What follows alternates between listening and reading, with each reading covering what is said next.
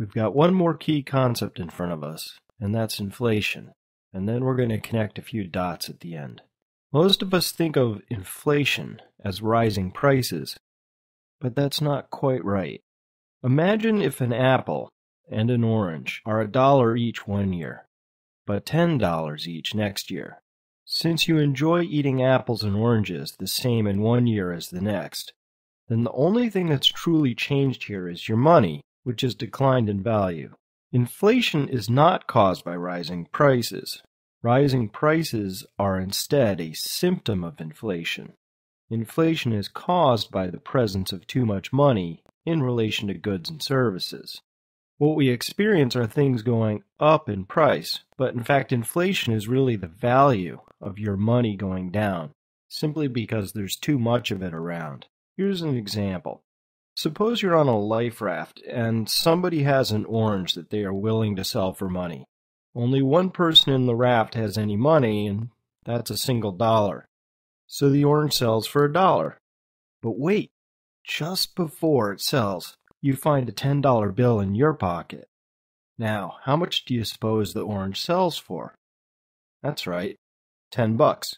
It's still the same orange, right? Nothing about the utility or desirability of the orange has changed from one minute to the next. Only the amount of money kicking around in the raft. So we can make this claim. Inflation is everywhere and always a monetary phenomenon. And what's true within a tiny life raft is equally true across an entire nation. Here, let me illustrate this point by using a long sweep of U.S. history. What we're looking at here is a graph of price levels in the United States that begins on the left in 1665 and progresses more than 300 years to 2008 on the right. But at this moment, only inflation over the period from 1665 to 1776 is marked on this chart. On the y-axis, what is being charted are price levels, not the rate of inflation. Now you might ask, how can we compare prices in 1665 to 2008? Well, there are some obvious liberties that have to be taken here. What is being compared are the basics of life. People ate food in 1665, just as they did later on. People had to transport themselves. They got educations, and they lived in houses in 1665, just as they did in 1776. So what is being compared is the relative cost of living in one period to the next. That is, inflation. In 1665, the basic cost of living was set to a value of 5. Now, what is most striking about this chart to me is that from 1665 to 1776, there was absolutely no inflation. For 111 years, $1 saved was, well, $1 saved.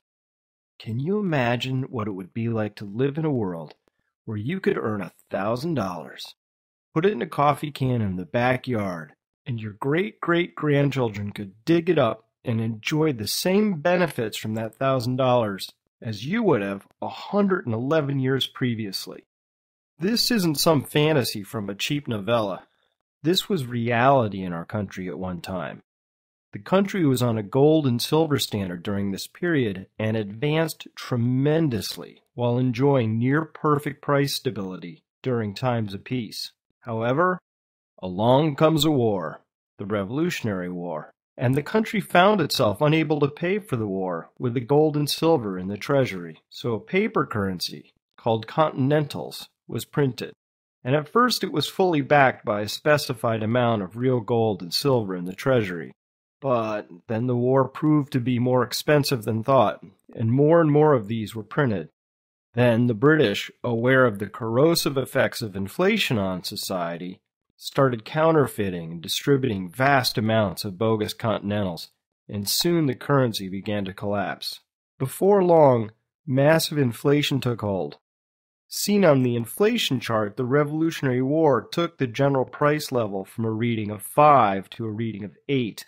After the war, the paper Continentals were utterly rejected by the people, who strongly preferred gold and silver. Most interestingly, price levels promptly returned back to their pre-war levels. The next serious bout of inflation was also associated with the war, again due to the overprinting of paper currency, and again, upon conclusion of the war, we saw a relatively prompt return of prices to their pre-war levels, where they stayed for an additional 30 years. By now, we are nearly 200 years into this chart, and we find that the cost of living is roughly the same as it was in 1665. But then a war came along, the Civil War this time, and it was a doozy. To finance the war, the North had to resort to printing a type of currency that still lends its name to our own currency today. Of course, back then, it really did have a green back. Again, we see a rapid rise of inflation as a direct consequence of war, and again, a return to baseline after the crisis is over. We are now 250 years into this story, and the cost of living is still roughly the same as it was at the start. I invite you to think about that for a minute. But then another war came along, and this one was even bigger than any before, and again it was a highly inflationary event.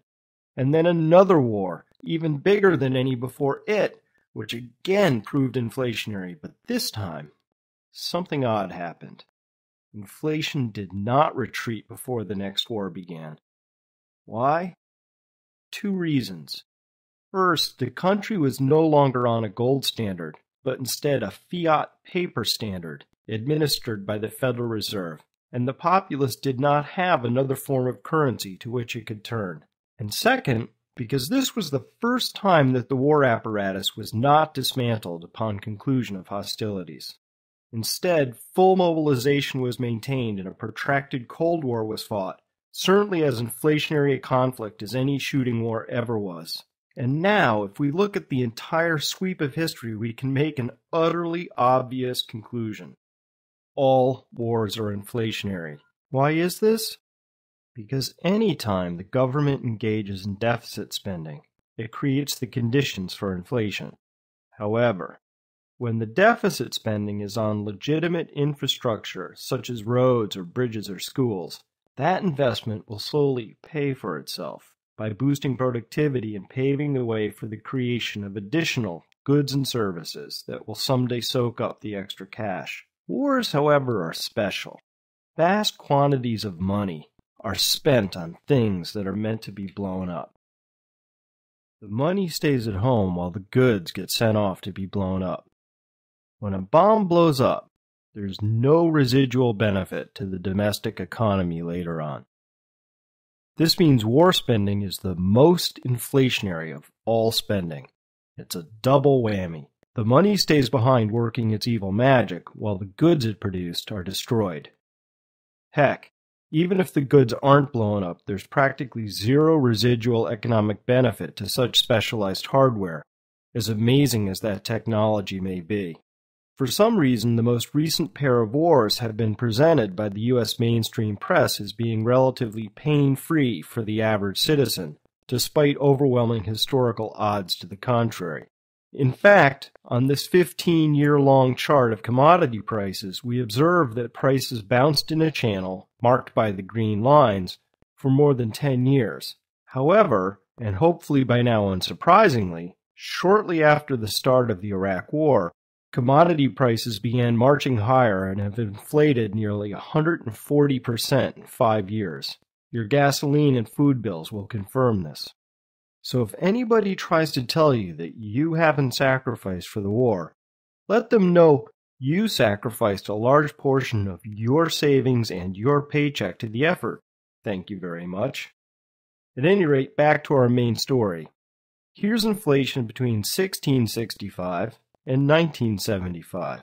Knowing what you now know about Nixon's actions on August 15, 1971, what do you suppose the rest of the graph looks like between 1975 and today?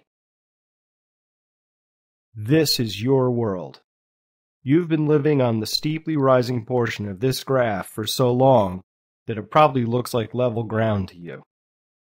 Because inflation is now a permanent feature, and because it advances at a percentage rate, Your money is declining in value exponentially. That's what this hockey stick graph is telling you. What does it mean to live in a world where your money loses value exponentially? You know what it means because you live there. It means always having to work harder and harder just to stay in place. And it means perplexing and astoundingly risky investment decisions have to be made in an attempt to grow one's savings fast enough to avoid the ravages of inflation. It means two incomes are needed where one used to suffice, and kids left at home while both parents work. A world of constantly eroding money is a devilishly complicated world to navigate, and leaves scant room for error, especially for those without the appropriate means or connections. And it doesn't have to be this way, and indeed for the majority of our country's history, as you can see, it wasn't. And I'm hard-pressed to say that inflation is a necessity and serves some essential and greater good because a lot of progress and advancement happened between 1665 and 1940 without the benefit of perpetual inflation. To help put all of this in context, let's mark the moments when our country abandoned the gold standard, first internally and then completely. It may have surprised some of you, as it did me, to find out that inflation is not a mysterious law of nature like gravity, but rather an extremely well-characterized matter of policy. So now we have our fifth key concept. Inflation is everywhere and always a monetary phenomenon. Flipped a bit, we can say that inflation is a deliberate act of policy. Here's what one wag had to say about this matter. Paper money eventually returns to its intrinsic value. 0. That was Voltaire in 1729. Of course, he was a bit too pessimistic in his assessment, as this German woman proves by using her furnace to liberate the intrinsic heat content of paper money.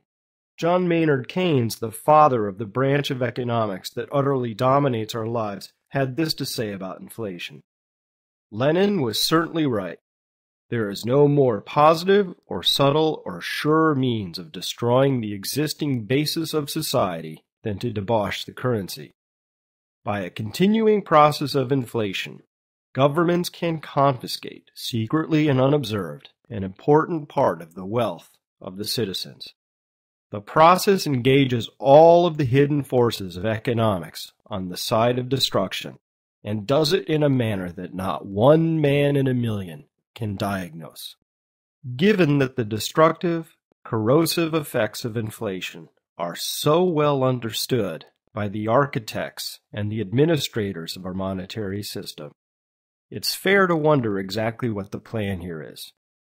Now, finally, here in Chapter 10 of the crash course, we can string together these three very important dots. Number 1. In 1971, the U.S., and by extension the world, terminated the last connection to a gold restraint, and federal borrowing turned the corner, never to look back. Concurrently, the money supply turned the corner, piling up at a much faster rate than the growth of goods and services. And so we get to data point number 3, which is that inflation is the fully predictable outcome of data points 1 and 2. Boom, boom, boom. 1, 2, 3. All connected, all saying the same thing, with profound implications for your future. Now, if you're of a mind that there's no reason that all three of these graphs cannot just continue to exponentially accelerate to ever higher amounts without end, then there's no point in watching the rest of the crash course. However, if you don't happen to believe that, then you're going to want to see the rest of this. There is literally nothing more important for you to be doing right now than gaining an understanding of how these pieces fit together, assessing the risks for yourself, and taking actions to prepare for the possibility of a future that's substantially different from today. Now that we've covered compounding, money, and inflation, you have the tools to get the most from the remaining sections of the crash course. We have a few more dots to connect. Let's go.